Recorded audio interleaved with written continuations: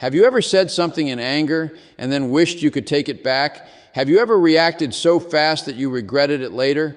The truth is, your emotions are powerful. They can either build your life or break it. But here's the secret. Emotion is expensive. And if you spend it recklessly, you'll always feel bankrupt in peace, relationships, and opportunities. Today, I want to share with you why you must not just react, but learn to respond, and how mastering this simple principle can completely transform your life. Step 1. Reaction versus response. There is a profound difference between reacting and responding, though at first glance they may seem similar. A reaction is immediate, impulsive, and often fueled by unchecked emotion. It comes without thought, without reflection, and usually without control. When someone says something that irritates you and you snap back instantly, that is a reaction. It is raw and unfiltered, like fire catching on dry grass. It burns quickly, but leaves damage behind. Reactions often bring regret because they are based on the heat of the moment, not the wisdom of thought. Our response, on the other hand, is thoughtful. It requires a pause, however brief, that allows you to process what has been said or done. In that pause, you regain control over yourself instead of letting emotions control you. A response is not about suppressing how you feel, but about directing it in a way that serves you and others better. When you respond, you communicate with clarity instead of chaos, with calmness instead of conflict. A response builds trust, preserves respect, and strengthens relationships. The difference between reaction and response is the difference between living on impulse and living with intention. A reaction often escalates problems, while a response can resolve them. A reaction wastes emotional energy, but a response invests it wisely. When you react, you may win the moment but lose the relationship. When you respond, you preserve both dignity and connection. It is in the act of responding, not reacting, that true maturity is shown. The pause between stimulus and action becomes the space where wisdom lives, where restraint grows, and where strength is proven. Step 2. The cost of emotion. Emotions are powerful forces that shape our decisions, our words, and our actions. But when they are not managed carefully, they come with a heavy price. Every burst of anger, every careless word spoken in frustration, every rash decision made in excitement or despair carries consequences that cannot always be undone.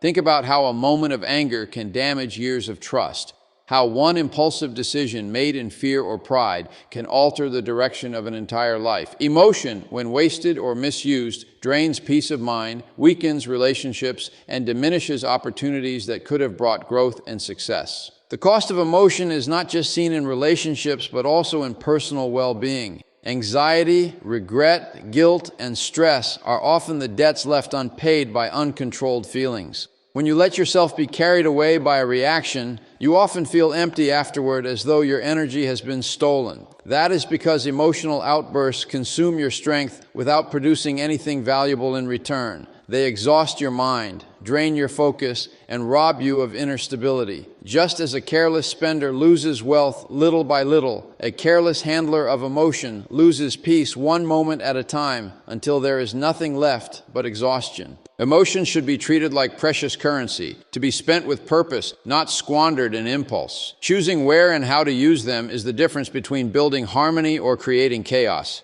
When you invest emotion wisely, in love, in encouragement, in patience, you build something lasting. But when you waste it in anger, bitterness, or fear, you end up paying a cost far greater than you imagined. Emotion is expensive, and the price of misusing it is always higher than the temporary satisfaction of release. Step 3. Pause creates power. In every situation where tension rises, where words cut, or where emotions flare, the greatest strength you can display is not in reacting faster, but in pausing longer. That small pause, that deliberate moment of silence may feel insignificant, but it carries extraordinary power. It is in the pause that your emotions cool down and your mind clears. It is in the pause that you prevent anger from spilling over into words you can't take back. The pause does not make you weak, it makes you unshakable. It transforms you from being controlled by circumstances to being in control of yourself. When you pause before responding, you create space for wisdom to enter.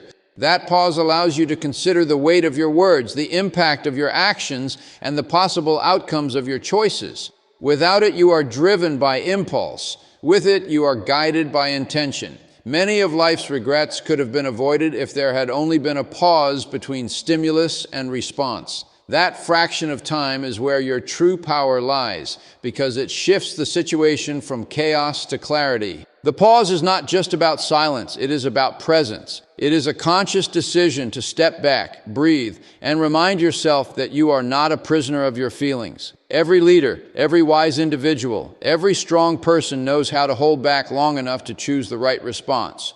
A pause allows you to respond with dignity instead of defensiveness, with patience instead of provocation, with clarity instead of confusion.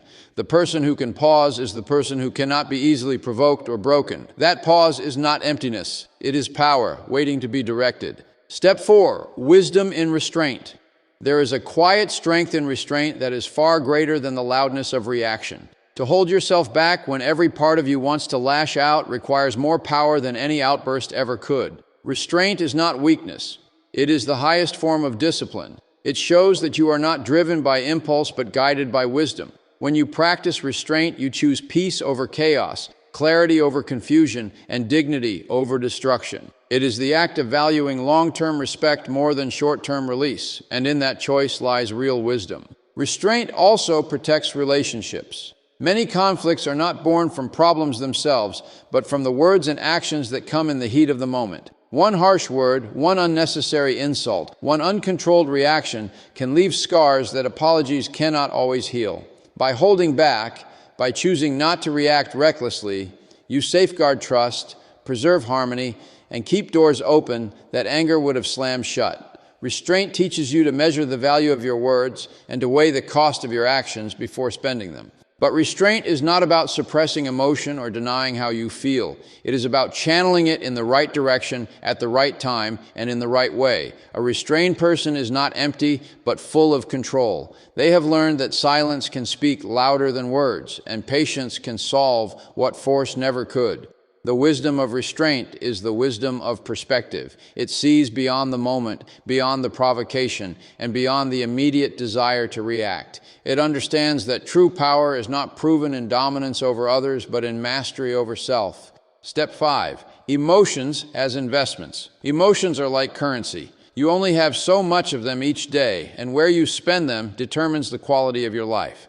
Too often, people pour their emotions into arguments, complaints, or negativity, and then wonder why they feel drained, empty, and unfulfilled. Just as a wise investor studies where to put money for growth, you must learn where to place your emotions for peace, strength, and progress. Every burst of anger, every wave of worry, every drop of jealousy is an investment that yields nothing but loss. But every act of kindness, patience, and encouragement is an emotional investment that multiplies in value over time. When you begin to see your emotions as resources, you will treat them with care. You won't waste them on people who only drain your energy or on situations that do not matter in the long run. Instead, you will choose to direct them into areas that bring you closer to growth. Pouring your emotions into gratitude strengthens your outlook. Investing them in understanding deepens your relationships. Spending them on perseverance fuels your goals. Where you place your emotions is where you will see the harvest. Think of the people who inspire you. They are not the ones who recklessly spend their emotions in anger or drama. They are the ones who invest them wisely, in hope, in encouragement, in resilience. They protect their emotional energy like treasure because they know its worth. Every day you have a choice to waste emotions in reactions that weaken you or to invest them in responses that build you. Like wealth, emotions grow when placed wisely, and they disappear when thrown carelessly. Your future depends on where you decide to spend the priceless currency of your emotions. Step 6.